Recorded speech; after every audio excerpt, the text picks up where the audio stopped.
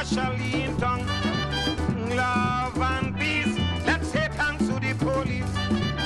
All around, especially in tongue. Love and peace, let's say thanks to the police. All around, especially... Welcome back inside the Now Morning Show. The TTPS join us on Now this morning in the form of Inspector Michelle Lewis. Welcome back, Inspector. Good morning to you. Thank you for having me back from last week. Of Pleasure course. to be here, and good morning to all our listening and viewing audience in Trinidad and Tobago and the World Wide Web. It's always a pleasure to have you on with us on the Monday morning, Yes. Inspector. Now, this morning the topic is get on board with the police. Yes. What does that mean? How are we getting on board with the police? What do you want us to do? Well, since you asked, the Trinidad and Tobago Police Service continue to look at strategies and campaigns that will encourage the citizens, especially law-abiding citizens, to get on board with the police to do what is right. And when you see something, to say something. Mm-hmm. Now, when you hear the term get on board, you really ask, well, what does that really mean? It doesn't only mean sharing information with the police in terms of if you see something, say something that we can investigate, and if someone is doing something wrong, to charge according. But it also means that we need you as citizens, as responsible persons, as members of the community, to also do what is right. Mm-hmm. It means that we need you to get on board so that we can build that trust and confidence together. Trust and confidence go both ways. Indeed, Sometimes persons Inspector, tend to go with indeed. the trust this way, but it must go both ways in order for us to have a crime-free society and country. Mm-hmm. So that, for example, we saw through the TTPS, we would have shared some information. We shared some information where person purchased a vehicle knowing that it was a stolen vehicle. And so that person was charged. And that is just to give an example, because not all the cases we put into the media. Mm-hmm. But that is just to give persons an indication, an idea that if you are doing something wrong, you're not partnering with the police. If you're buying items at reduced price, you're not partnering, you're not on board with the TTPS, because the TTPS stands for law and order. Mm. And so if it is you are breaking the law, and you may not see it like that really, but you know that purchasing a vehicle, you see the vehicle, you know the vehicle, almost a brand new vehicle, the chassis number probably scratched off and whatever, and you know that the vehicle certainly belonged to someone. Or, let's take another example. Someone have their pump for their tank outside in the yard, mm-hmm. and somebody passed and stole it. You need a pump for your tank so that you can get the water pressure up when mm-hmm. it has no water low. And so that person come around sell it for $200. You know it's in worth $200, but you purchase it. Things like that is an indicator that no, you're not on board with the TTPS. You're actually part of the problem that we're experiencing, because you're buying from persons who are involved in criminal activity, right. and you're mm-hmm. also fostering that kind of, crime in the country. But on the other hand, right, Inspector, if it is I am in a financial bind mm-hmm. and my water tank going down and I'm not able to get the water that I need, water pressure, the same example you give there, right? And then I know a man who say he could get a pump for me for 500. Right? I know the pump costs 1,000. He says a second-hand one, and my partner had an extra one, and I can get it for 500. What we go do?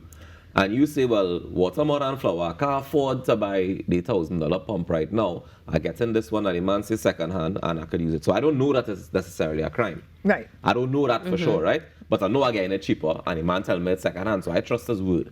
Who's at fault in that situation? Should I not even bother to engage in that sort of You purchase? can engage. No, you mm-hmm. certainly can engage, but you must check to see its legitimacy.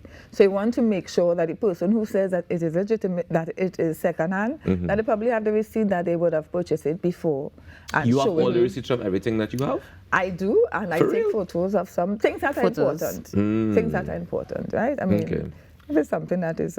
So you must be able to determine that when you're purchasing an item and be comfortable in your mind that, you believe that you would have done some level of due diligence, mm-hmm. and you believe this to be an honest purchase, meaning that it's a second-hand item, mm-hmm. and the price could be around this price. Okay. But if you think that definitely it is not so, then you are contributing to the situation in the country. So as you mentioned that, as we speak about secondhand items, I mean, as Rokas would have shared, you know, like, yes, you will have a relationship with somebody and somebody will verbally say that to you. But we also have, of course, a lot of things like Facebook, well, Facebook Marketplace, it is what it is, right? Online marketplaces as well that we do see. And unfortunately, we see many fraudulent deals and scams coming out of these areas. So in a situation like that, firstly, do we look at who's liable? Is it the person who's posting, or is it similar to what he would have said, he would have been getting into? Or additionally, well, not all rather, what should we look out for? What are some of the most common tactics that we need to pay attention to ensure we don't fall victim?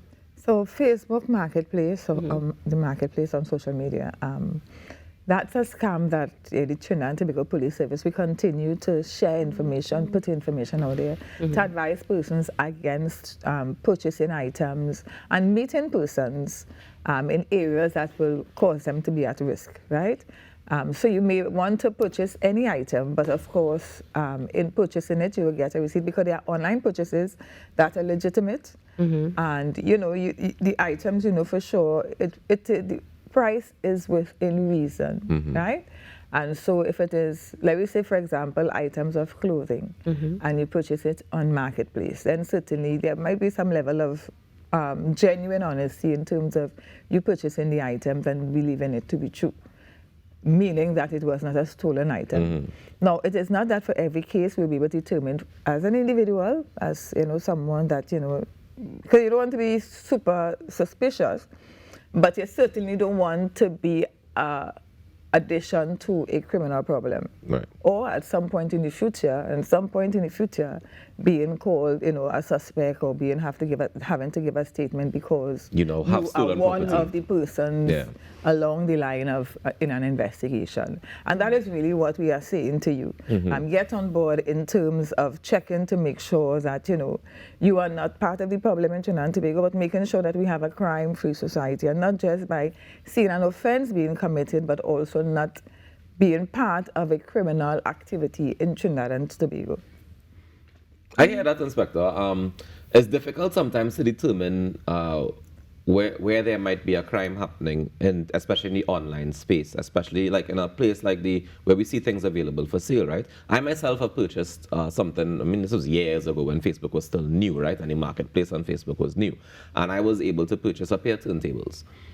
Now, I didn't expect this person to bring the pair of turntables to the police station to meet me. Right. So I tried my best to do due diligence in terms of looking up who the person is and see that they've been involved in DJing and music for a while. Right. So I know, all right, this is legit when it comes to... But when I went to pick it up, right, it was a kind of dirt road. It was, it was a little suspicious at first, right? And so I moved cautiously. I took a friend with me and made sure that as much as safe as possible. But in terms of analyzing beforehand, what are some tips that you can give the public to say, well, this is some of the things that you need to check and make sure that you're not on the wrong side of the history? You can check the serial number of items. Right. You can check the background, as I said, of the person, because you have a lot of businesses now that are online.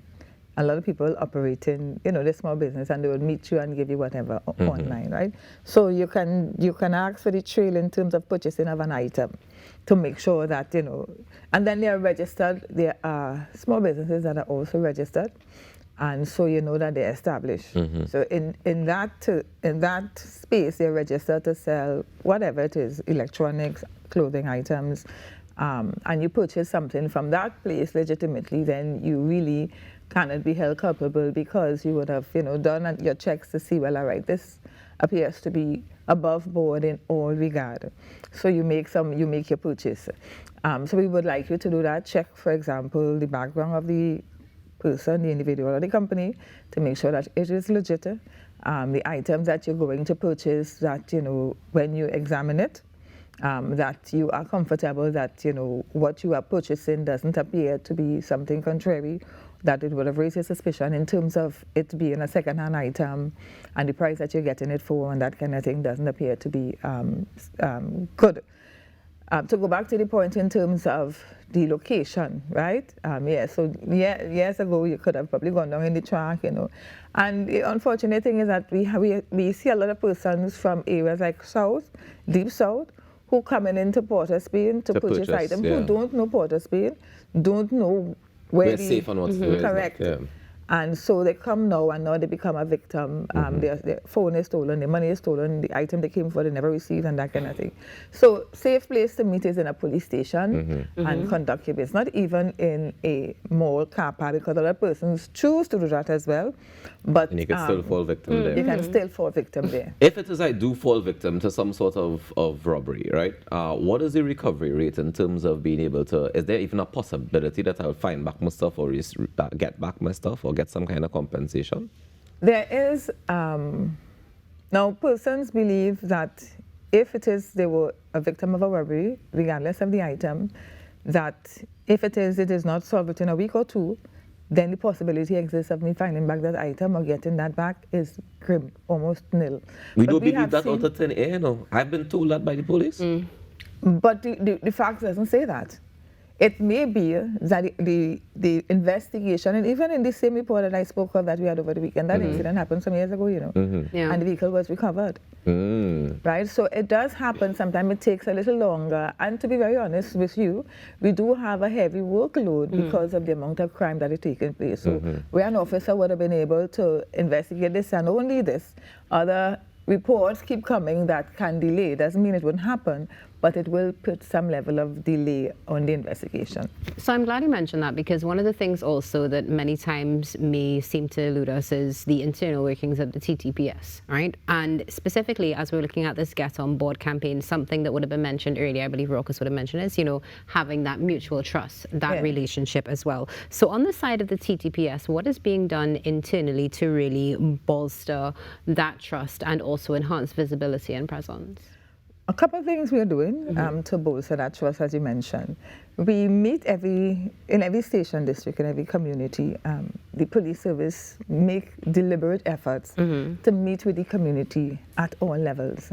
Not just the business sector, but also the everyday person in the community, the community leaders, the councillors, the stakeholders in terms of WASA, TNTEC, and other persons. Because when you look at crime, particularly when you look at the CEPTED, which is crime prevention through environmental design, it includes all those stakeholders. For example, if the area is dark or is not well lit because of lighting from TNTEC, of course, then we need to call in TNTEC to assist with that water, whatever garbage as the case may be. So having that relationship with the different stakeholders, meeting through town meetings, meeting through station councils, which is not really public. So it's like a close knit meeting that the community itself, they are actually leading with the support of the police there. Right. That's what the station councils And in those station councils, we have the chambers of commerce for the various areas as part of it, right? Yeah, correct. Okay. And then you have the ordinary persons as well. Yeah, of course. But this morning, we spoke to the Vice President of the Greater Tunapuna Chamber of Industry and Commerce. And one of the things that he was saying is that he wants more of that public-private partnership, more of that relationship with the police to be able to help solve crime. As we get ready for the national budget at some point, we all expecting it any time now. Is there anything that you think for you from the TTPS we need more of, or you need less of, as the case may be?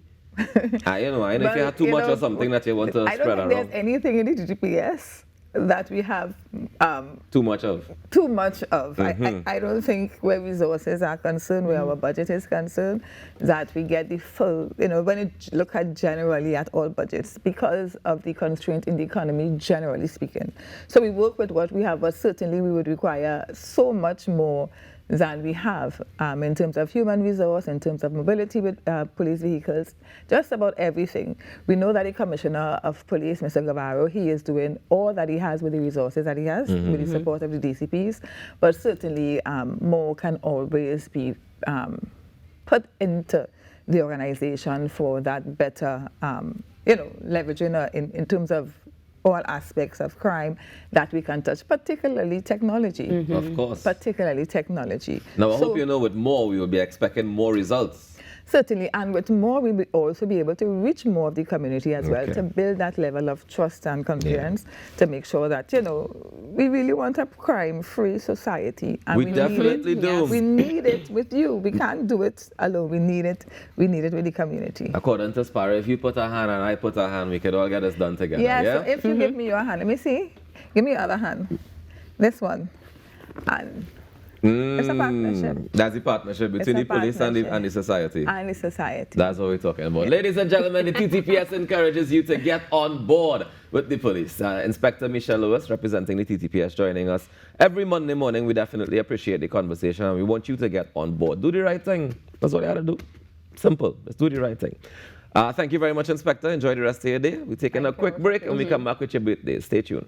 Especially in tongue, love and peace.